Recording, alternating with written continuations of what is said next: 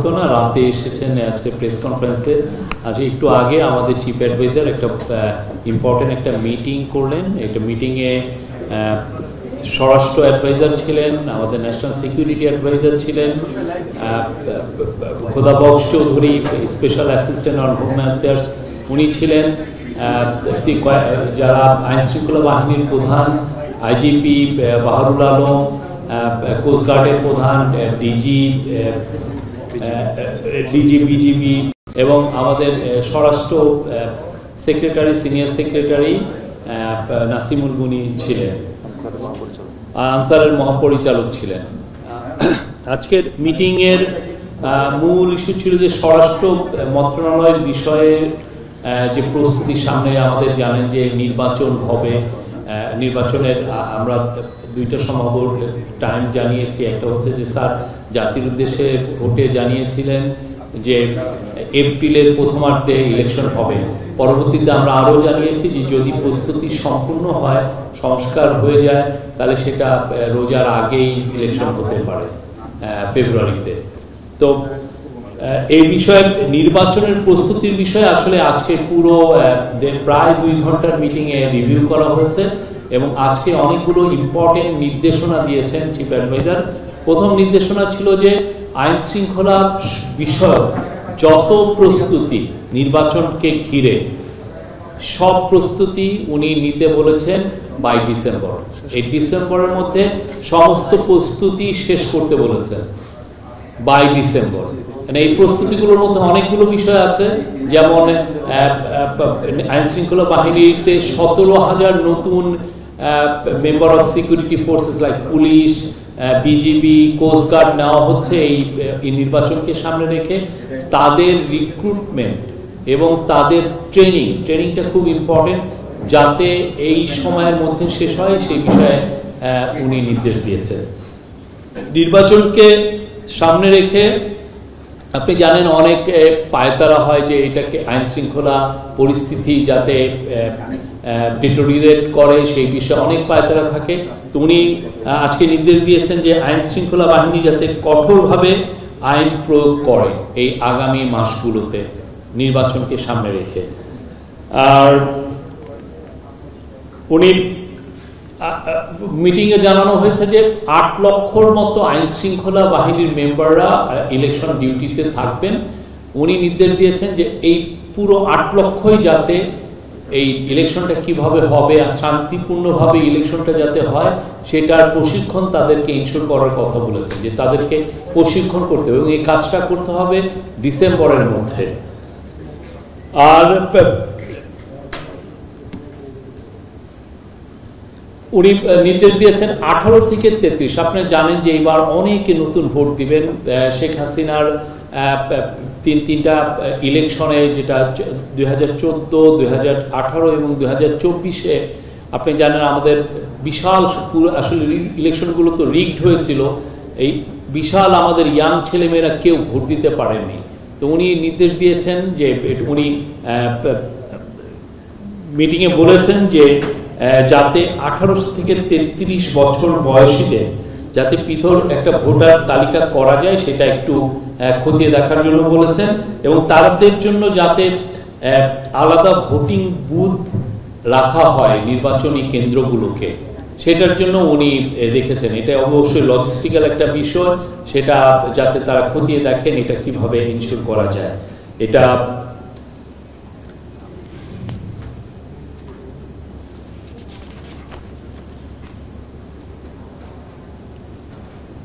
নির্বাচনকালীন সময়ে আইন শৃঙ্খলা বাহিনী কিভাবে ডিপ্লয়েড হবে এটা একটা ইস্যু। কোথায় কোথায় ডিপ্লয়েড হবে আপনারা জানেন, যে বর্ডার এরিয়াতে কিভাবে ডিপ্লয়মেন্ট হবে, দেশের বিভিন্ন জায়গায় ডিপ্লয়মেন্ট এবং ঝুঁকিপূর্ণ কেন্দ্রে কিভাবে ডিপ্লয়মেন্ট হবে, কতজন আনসার থাকবেন, কতজন পুলিশের সদস্য থাকবেন, বিজিবি বা সেনাবাহিনী কিভাবে থাকবেন, স্ট্রাইক ফোর্স হিসাবে কিভাবে থাকবেন, সেগুলো নিয়ে আজকের মিটিংয়ে বিস্তারিত আলোচনা হয়। এবং ওইখানে বলা হয় যে 8 লক্ষের মধ্যে 5,70,000 হচ্ছে হলো আনসার এবং 1,41,000 হচ্ছেন পুলিশের সদস্য। উনি পুলিশকে বাংলাদেশের 47,000 পুলিশ, মিটিংয়ে বলা হয়েছে যে 47,000-এর মতো ভোটিং কেন্দ্র থাকবে এবং তারা দেখেছেন, অ্যাসেসমেন্ট করে দেখেছেন যে 16,000-এর মতো ভোট কেন্দ্র হচ্ছে ঝুঁকিপূর্ণ হতে পারে। তো এই ঝুঁকিপূর্ণ কেন্দ্রে কিভাবে শান্তিপূর্ণভাবে ইলেকশন ভোটটা কন্ডাক্ট করা যায় সেই জন্য উনি নির্দেশ দিয়েছেন, এবং সেটা নিয়ে আজকে অনেক বিস্তারিত আলোচনা হয়েছে। তার মধ্যে যেগুলো মেজার চিন্তা ভাবনা করা হচ্ছে নেওয়ার জন্য, এবং সেটা হচ্ছে যে পুলিশের বডি ক্যাম রাখার জন্য, এবং প্রত্যেকটা কেন্দ্র যাতে সিসিটিভির আওতায় আসে সেটা একটা নির্দেশনা দেওয়া হচ্ছে, এবং এই সিসিটিভি গুলো যাতে মনিটরিংটাও ঠিক মতো হয়। মানে আমি সিসিটিভি লাগালাম কিন্তু দেখা যাচ্ছে মনিটরিং হচ্ছে না, সে বিষয়ে প্রশিক্ষণ নিতে বলেছেন এবং খুব এটা নিয়ে কাজগুলো করতে বলেছেন।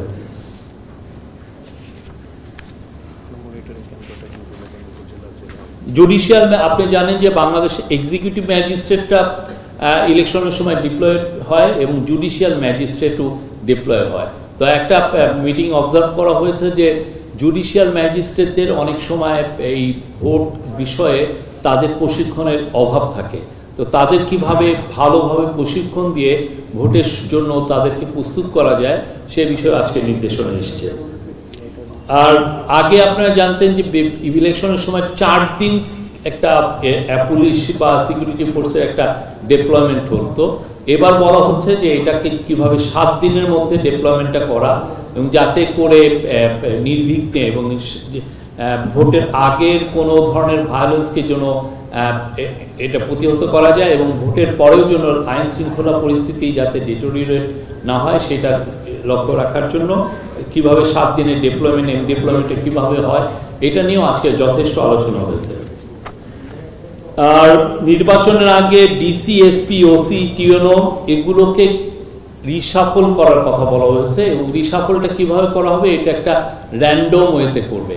আর আমি আরো অনেকগুলো বিষয় আছে, আমি আমার ডিপিএস আবুল কালাম আজাদ ওনাকে বলবো এই যে রিশাফল থেকে শুরু করে আরো কিছু কিছু নির্দেশনা ছিল ওগুলো নিয়ে বলবেন। জি ধন্যবাদ। মোটামুটি গুরুত্বপূর্ণ পয়েন্টগুলো শুরু করে বলেছেন। রিশাফলের কথা যেটা আলোচনা হয়েছে যে এমপ্লয়ি নাম্বার দিয়ে এই নাম্বার ধরে আপনার রিশাফলিং করে লটারির মাধ্যমে এই ডিপ্লয়মেন্টগুলো, এই অ্যাপয়েন্টমেন্টগুলো করা যায় কিনা সেটা ভেবে দেখতে মাননীয় প্রধান উপদেষ্টা বলেছেন, যাতে এই অ্যাপয়েন্টমেন্টগুলোর ক্ষেত্রে কেউ কোনো ধরনের প্রভাব না খাটাতে পারে। কতদিন আগে সেটা আমরা কোশ্চেন পড়েন পরে প্লিজ, শেষ হয়নি। এটা একটা আলোচনা এসেছে। আরেকটা বিষয়, গুরুত্বপূর্ণ বিষয় আলোচনা হয়েছে যে আপনার এর আগে আপনারা দেখেছেন যে নির্বাচন কমিশন, আমরা গত সরকারের আমলে একটা উপনির্বাচনের সময় দেখেছিলাম যে নির্বাচন কমিশন একটা সিসিটিভি ক্যামেরার মাধ্যমে নির্বাচনকে পর্যবেক্ষণ করে ওই পুরো একটা আসনের নির্বাচনকে বাতিল করে দিয়েছিল। এর প্রেক্ষিতে পরবর্তীতে আইন সংশোধন করে নির্বাচন কমিশনের এই ক্ষমতাটা খর্ব করা হয়েছে। তারা শুধুমাত্র এখন নির্দিষ্ট কেন্দ্রের নির্বাচন বাতিল করতে পারে। নির্বাচন কমিশনের এই ক্ষমতাটা ফিরিয়ে দেওয়া যায় কিনা, কোনো নির্দিষ্ট আসনে যদি ব্যাপক অনিয়ম হয় নির্বাচন কমিশন সেই আসনের পুরো নির্বাচনটাকে বাতিল করতে পারে কিনা সেই বিষয়ে আইনি দিকটা খতিয়ে রাখার জন্য মাননীয় প্রধান উপদেষ্টা আজকে উপস্থিত যারা কর্মকর্তা ছিলেন তাদেরকে নির্দেশ দিয়েছেন। আর মেয়েরা যাতে ভোট ভালোভাবে দিতে পারে, নারী ভোটারদেরকে যাতে বিশেষভাবে তারা ভোট দিতে পারে। একটা বিষয় ব্যাপকভাবে আলোচনা হয়েছে, সেটা হচ্ছে আজকের মিটিংয়ে যে আইন শৃঙ্খলা রক্ষাকারী বাহিনী বা নির্বাচনী দায়িত্ব যারা পালন করে তাদেরকে তো প্রশিক্ষণ দেওয়া হবেই, ভোটারদেরও যাতে প্রশিক্ষণ দেওয়া হয়। কারণ অনেক ভোটার আছেন যারা নতুন ভোটার, এরা কখনো ভোট দেননি, তারা কীভাবে ভোট দেবেন এটা যাতে তারা আগে থেকেই জানতে পারেন, ভোটারদের প্রশিক্ষণের বিষয়টাও আজকে আলোচিত হয়েছে। আরেকটা বিষয় আলোচিত হয়েছে আজকে যে গত 3টা বিতর্কিত জাতীয় নির্বাচনে যেসব পোলিং অফিসার এবং প্রিসাইডিং অফিসার দায়িত্ব পালন করেছেন তাদেরকে বাদ দিয়ে এবার যাতে নির্বাচনী কর্মকর্তা নিয়োগ দেওয়া যায় কিনা সেই বিষয়টাও যাতে খতিয়ে দেখা হয়। কারণ এক্ষেত্রে হয়তো সব সম্ভব না হলেও যত বেশি সম্ভব তাদেরকে বাদ দিয়ে যেন নির্বাচনী কর্মকর্তা নিয়োগ দেওয়ার বিষয়টি নিয়োগ দেওয়া যায় সেই বিষয়টাও ক্ষেত্রে দেখতে মাননীয় প্রধান উপদেষ্টা আজকে এই নির্দেশনা দিয়েছেন। হ্যাঁ, জেলা, আর এটা তো সরকার বলেছেন হয়তো উপজেলা, জেলা এবং বিভাগীয় পর্যায়ে এবং কেন্দ্রীয় পর্যায়েও বিভিন্ন মনিটরিং সেল গঠন করা হবে, যেখান থেকে পুরো নির্বাচন প্রক্রিয়াটা মনিটর করা হবে। এবং সেখানে কোনো অনিয়ম দেখা গেলে যাতে তাৎক্ষণিক ব্যবস্থা নিতে পারে। আজকে মোট এই মিটিংটার মূল উদ্দেশ্যটাই ছিল নির্বাচন সংক্রান্ত আইন শৃঙ্খলা রক্ষাকারী বাহিনী তাদের প্রস্তুতি নেওয়ার জন্য, এবং এখানকার মূল বক্তব্যটা মাননীয় প্রধান উপদেষ্টা বলেছেন ভোটার, আইন শৃঙ্খলা রক্ষাকারী বাহিনী এবং অন্যান্য যারা কর্মকর্তা নির্বাচনের সাথে সংশ্লিষ্ট আছেন তাদের প্রত্যেকের নির্বাচন সংক্রান্ত যাবতীয় প্রস্তুতি তারা ডিসেম্বরের মধ্যে সম্পন্ন করতে হবে। এই জন্য যদি যে জনবল নিয়োগের কথা বলা হয়েছে, যেগুলো অলরেডি প্রক্রিয়াধীন আছে, সেই প্রক্রিয়াগুলো সম্পন্ন করার কথা বলা হয়েছে, যেগুলো এবং তাদের ট্রেনিংটার কথা বলা হয়েছে, এবং এই ক্ষেত্রে যদি কোনো ক্রয়ের কোনো বিষয় থাকে তাহলে সেই ক্রয়গুলো বিশেষ করে পুলিশের বডি ক্যাম্প, যেটা কথা আলোচনা হয়েছে, যাতে পুলিশ 47,000 নির্বাচনী কেন্দ্র, প্রত্যেকটা কেন্দ্রেই যাতে পুলিশ বডি ক্যাম্প ব্যবহার করতে পারে, সেই জন্য বডি ক্যাম্প প্রকিউরমেন্টটা খুব দ্রুত সম্পন্ন করার জন্য মাননীয় প্রধান উপদেষ্টা নির্দেশ দিয়েছেন। সেখানে স্বরাষ্ট্র উপদেষ্টা ছিলেন, উনি আজকে বলেছেন যে তাদের কাছে যেসব বডি ক্যাম্প আছে অলরেডি, ইতিমধ্যে 2000 বডি ক্যাম্প স্বরাষ্ট্র মন্ত্রণালয়ের কাছে আছে, এগুলো এই আগামী সপ্তাহ থেকে ওনারা কমিশনিং শুরু করে দেবে বিভিন্ন থানাতে। আরেকটা বিষয় আলোচিত হয়েছে যে থানায় যারা পুলিশ যারা দায়িত্ব পালন করবে, এক থানার পুলিশকে অন্য থানায় দায়িত্ব দিয়ে দেখা যেতে পারে কিনা, যাতে করে তারা কোনোভাবেই নির্বাচন প্রক্রিয়াটাকে কেউ তাদের দ্বারা প্রভাবিত করতে না পারে। এইটাও আজকে সবাই আলোচিত হয়েছে। আজকে সবাই কোনো সিদ্ধান্ত হয় নাই, মূলত মাননীয় প্রধান উপদেষ্টা এই নির্দেশনাগুলো দিয়েছেন, ওনার নির্দেশনার আলোকে পরবর্তীতে সংশ্লিষ্ট সরকারি দপ্তরগুলো এই প্রয়োজনীয় সিদ্ধান্তগুলো বাস্তবায়ন করবে। ধন্যবাদ আপনাদেরকে। আর মিটিংয়ে অনেকগুলো কথা বলেছেন যে আমাদের মাননীয় চিফ অ্যাডভাইজার, উনি বলেছেন আগে যে ধরনের নির্বাচন হচ্ছিল সেটা হচ্ছে লোক দেখানো নির্বাচন। নির্বাচন সংশ্লিষ্ট সবাইকে সেই জন্য একটা প্রকৃত নির্বাচন কি করে আয়োজন করতে হয় সেটা ট্রেনিং দিতে হবে, কার কি ভূমিকা সেটা পরিষ্কার থাকতে হবে, দরকার হলে রিহার্সাল নির্বাচন করতে হবে যাতে অনুশীলন হয়। উনি আরো বলেছেন যে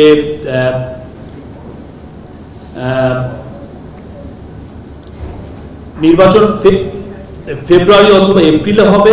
এর অর্থ হলো নির্বাচনের জন্য যে প্রাতিষ্ঠানিক কাঠামো দরকার সেটা প্রস্তুত করতে যা কিছু প্রয়োজন তা এখন থেকেই শুরু করতে হবে। আর উনি বলেছেন নির্বাচনের জন্য পর্যাপ্ত লোকবল আছে কিনা এটা এখনই খুবই দ্রুত এটা জানতে হবে। যদি নতুন নিয়োগ করতে হয় তবে নিয়োগ প্রক্রিয়া এখন থেকেই শুরু করে দিন। তাদের জন্য পর্যাপ্ত প্রশিক্ষণের ব্যবস্থা করুন। প্রতিদিন ট্রেনিং হবে। ডিসেম্বরের মধ্যে সকল প্রস্তুতি শেষ করতে হবে, চিফ অ্যাডভাইজার বলেন। আরো উনি বলেছেন আগে যে এটা তো আমি বললামই, উনি বলেছেন যে টেলিভিশন সোশ্যাল মিডিয়া মানে ভোটারদের জন্য নির্বাচনের নিয়ম বর্ণনা ভিডিও কন্টেন্ট উনি তৈরি করতে বলেছেন যাতে ভোটাররা খুব পুরো তাদের প্রশিক্ষিত হতে পারে। টেলিভিশন সোশ্যাল মিডিয়ায় এই ভিডিওগুলো প্রচার করতে হবে। উনি বলেছেন জরুরি নম্বরগুলো সবার কাছে পৌঁছে দিতে হবে যাতে কোনো ভোটারের অসুবিধা হলে সঙ্গে সঙ্গে ফোন দিতে পারে, কন্ট্রোল রুমের সঙ্গে ভোটার জন্য সরাসরি কানেক্ট থাকতে পারে। নারীদের ভোটাধিকার নিশ্চিতে বিশেষভাবে জোর দিয়েছেন প্রধান উপদেষ্টা। তিনি বলেন কোট আনকোট অর্ধেক ভোটার নারী, কেউ যেন ভোটের অধিকার থেকে তাদেরকে বঞ্চিত করতে না পারে, এজন্য পর্যাপ্ত নারী সদস্য কর্মকর্তা মোতায়েন থাকতে হবে। আর যারা প্রথমবারের মতো ভোট দিবে তাদের জন্য বিশেষ ব্যবস্থা রাখার নির্দেশ আমরা অলরেডি বলেছি। তো তিনি বলেন 16 বছর মানুষ কোনো ভোট দেখেনি। ভোটারদের স্মৃতিতে আছে ভোট কেন্দ্রে মারামারি, ভোট চুরি। আগামী নির্বাচনে ভোটারদের জন্য একটা ভালো অভিজ্ঞতা হয়, একটা সুন্দর স্মৃতি থাকে। প্রথম ভোট যারা দিবে এটা তাদের জন্য গৌরবের, সেজন্য ভালো অনুভব করে। এই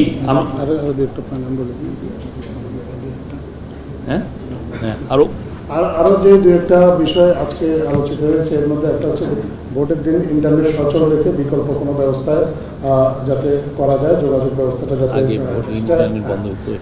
আগে তো আমরা দেখেছি যে ভোটের দিন ইন্টারনেট বন্ধ করে রাখা হতো, এবং ইন্টারনেট ব্যবস্থাটা যাতে সচল রাখা যায়।